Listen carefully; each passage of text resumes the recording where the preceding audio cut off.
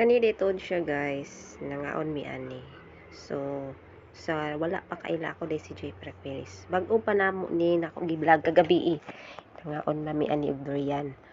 So nagsugba diha ang akong bana nga napas sa gawas. Kami naghulat mi kay nagsugba man siya, wa pa man naluto ang amo ang sudan. Kana tuod guys, durian ng puti diha. Nya akong tulo ka anak.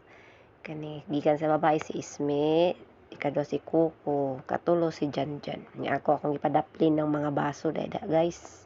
Yan ako plato. Tapos kulang man na akong plato diha guys. Itindog ko kay kuhag og isa. Kay gikuha man na yung plato kay butangan og sinugbang isda. Nya kanina po diri guys.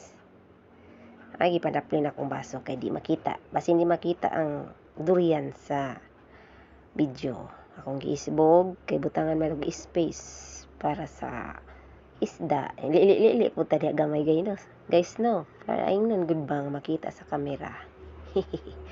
Kadug guys amo magsugba sa mga isda. Uy. Asa naman to? Ay, kadugay. Nag-unsa pa man ning ako ang bana di sa gawas. Nga nagsustorya pa mi diha sa house nga pwede ani. Pili pa. O, asa naman to? Kadugay ba uroy?